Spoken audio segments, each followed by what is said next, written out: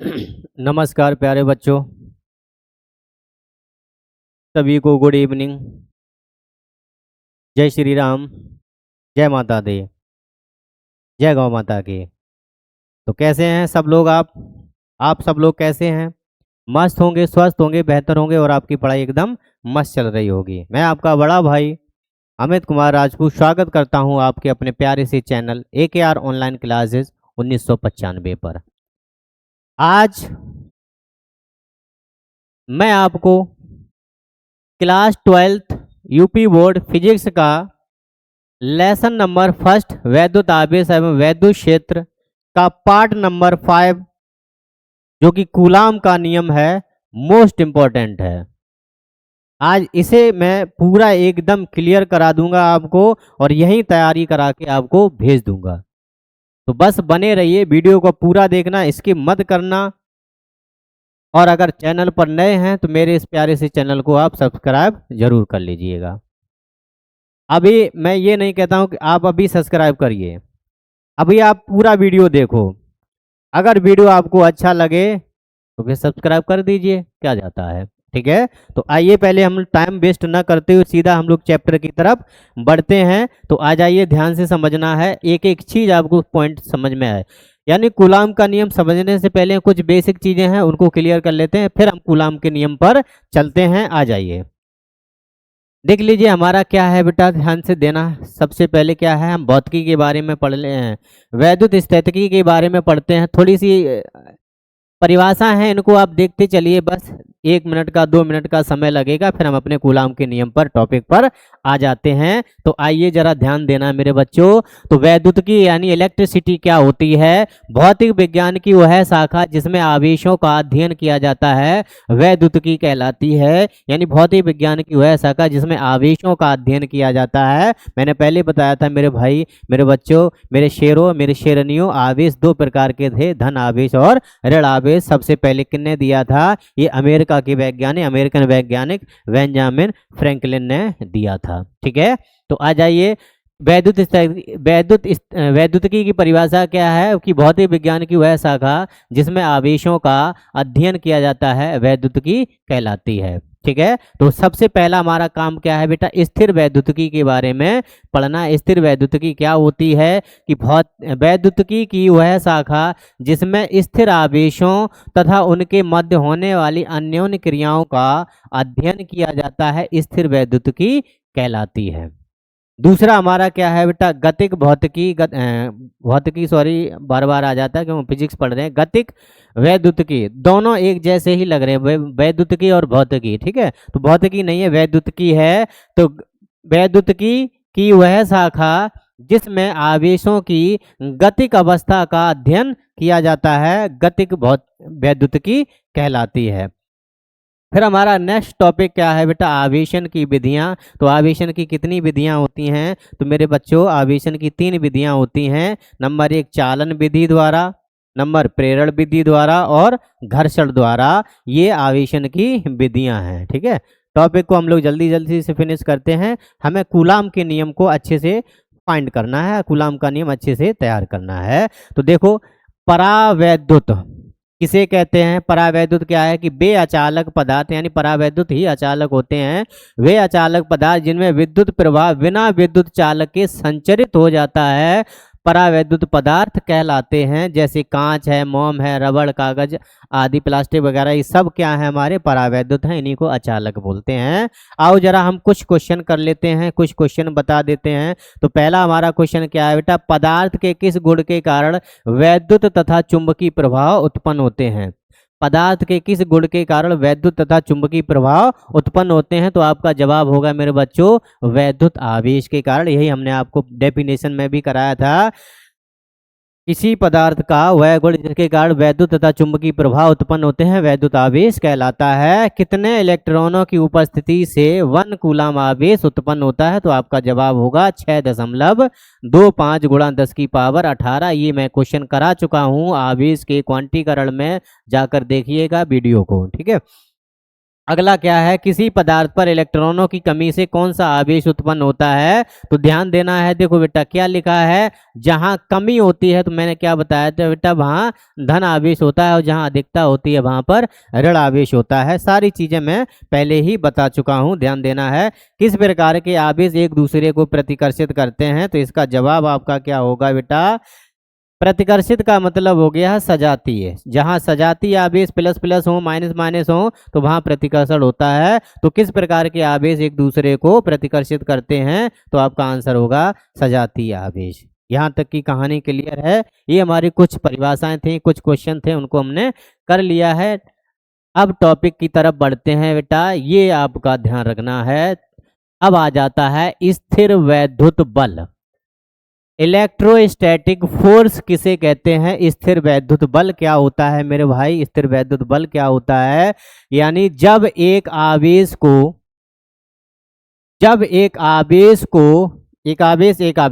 आवेश को संपर्क में रखा जाता है, या तो वे एक दूसरे को अट्रैक्ट करेंगे या वो एक दूसरे से दूर भागेंगे, तो ऐसे बल को स्थिर वैद्युत बल या कूलाम बल कहते हैं। हम कूलाम के नियम की तरफ अग्रसर हो रहे हैं। तो परिभाषा मेरे बच्चों क्या है कि जब एक आवेश को दूसरे आवेश के पास रखा जाता है तो उनके मध्य आकर्षण, ठीक है, तो उनके मध्य आकर्षण या प्रतिकर्षण बल कार्य करता है, तो ऐसे बल को स्थिर वैद्युत बल या कूलाम बल कहते हैं।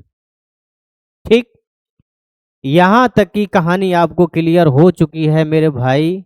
अब हम सीधा टॉपिक की तरफ बढ़ते हैं मेरे बच्चों, क्या है, कूलाम का नियम। आइए देखते हैं मेरे बच्चों, कूलाम का नियम क्या है। सबसे पहले कुछ चीजें हैं, कुछ बातें हैं, वो हम आपको बता देते हैं, फिर हम काम करेंगे बेटा। कैसे लिखते हैं, कैसे ये सारी परिभाषा लिखी हुई है, पहले समझेंगे, बाद में हम आपको पीडीएफ में ले चलेंगे। अभी सिर्फ आप समझ लेना मेरे भाई, हमें करना क्या है। देखिए, आपका क्वेश्चन लिखा हुआ है कि कूलाम के नियम को परिभाषित कीजिए और इससे उत्पन्न बल संबंधी सूत्र का निगमन कीजिए। आपका ये मेरे बच्चों मोस्ट इम्पॉर्टेंट है, ठीक है, ध्यान रखना, इसे आप मोस्ट इम्पॉर्टेंट, और इससे हम संबंधित कल न्यूमेरिकल करेंगे, कोई दिक्कत नहीं है।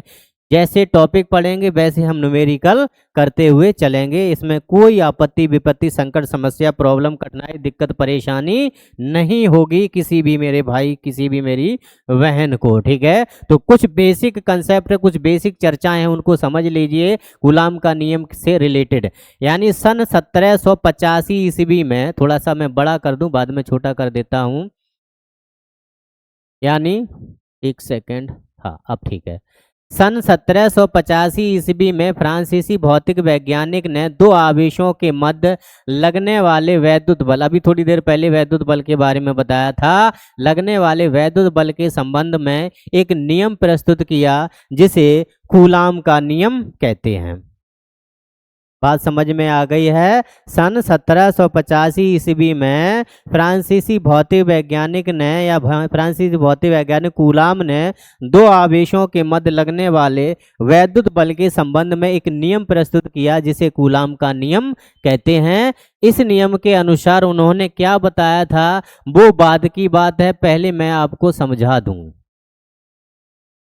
कैसे भाषा बनती है, कैसे लैंग्वेज बनती है। आइए जरा हम बात को क्लियर कराते हैं आप सभी के समक्ष, ठीक है। तो सबसे पहले हम अगली स्लाइड ले लेते हैं, यानी इसे छोटा कर दूं तो आपका काम हो जाएगा।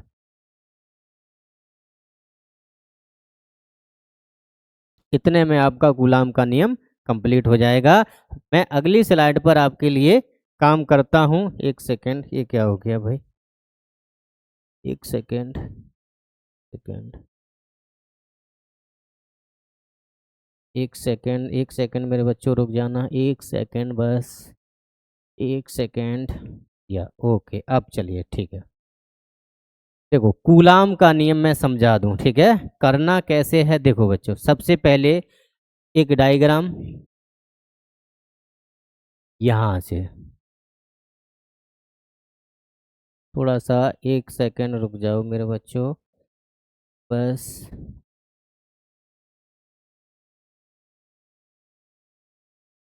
देखिए एक ये हमारा पॉइंट है, एक पॉइंट ये है। यहाँ पर मेरे बच्चों प्लस का Q1 आवेश है, यहाँ पर मेरे बच्चों प्लस का Q2 आवेश है।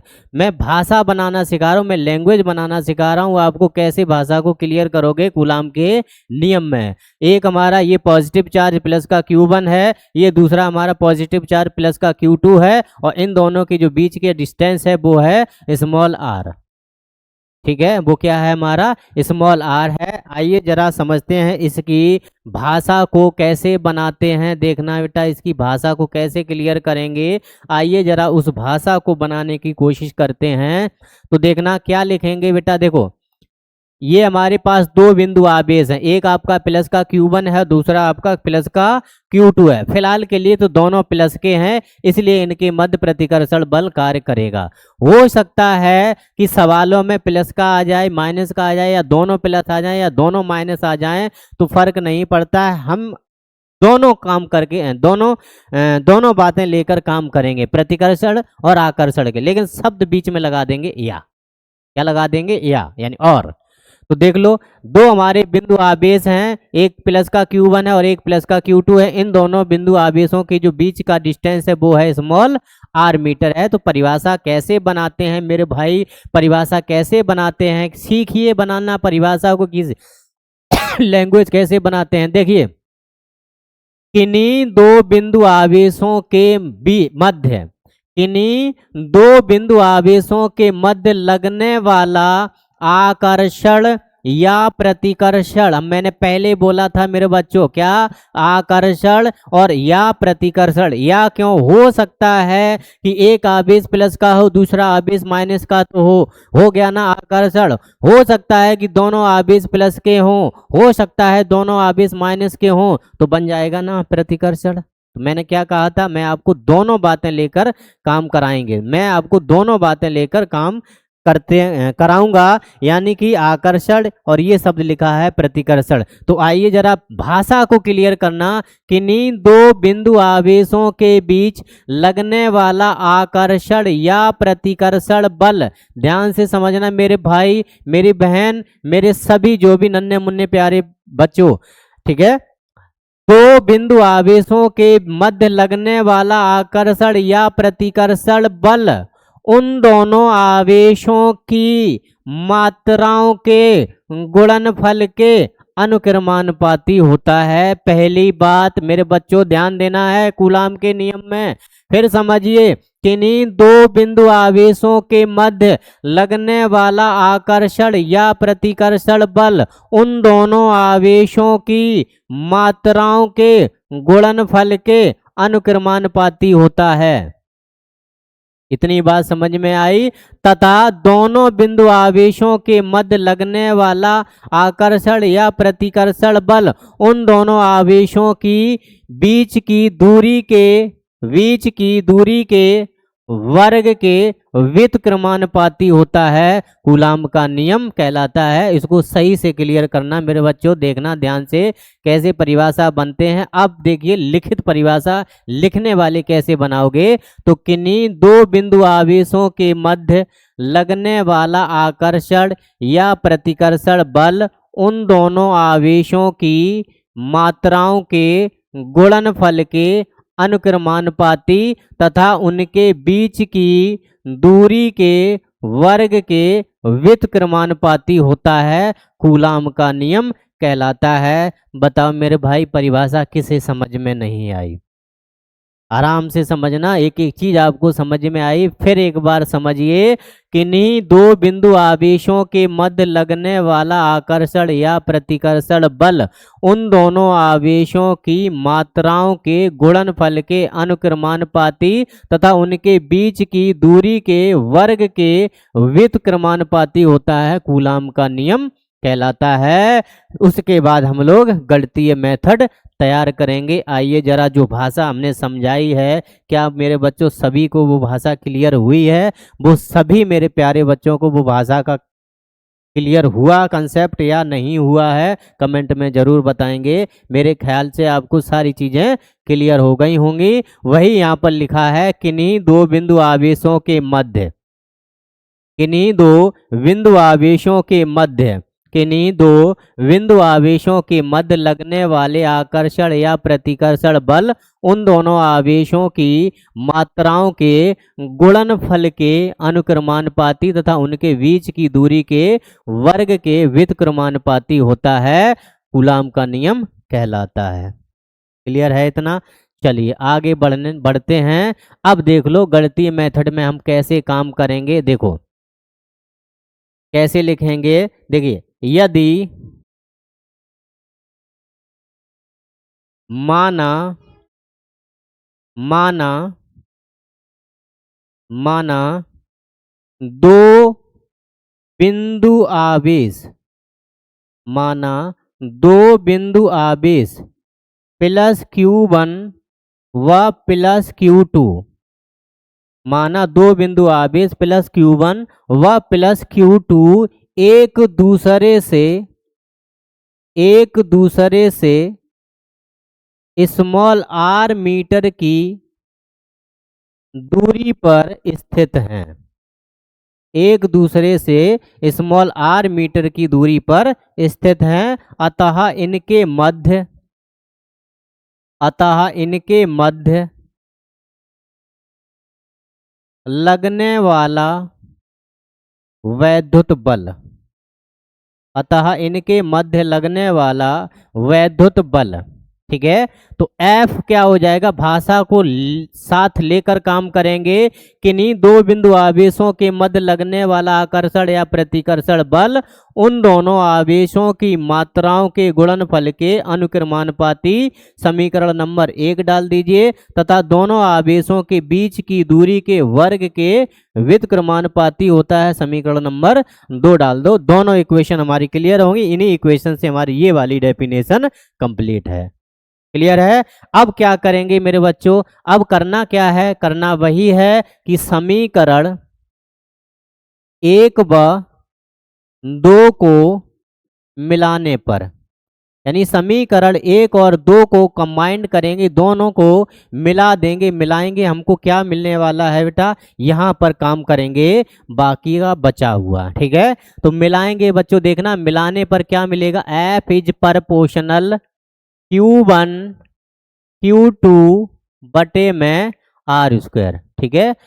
R सही नहीं बन रही है, कोई बात नहीं, R स्क्वायर बोल रहा हूँ।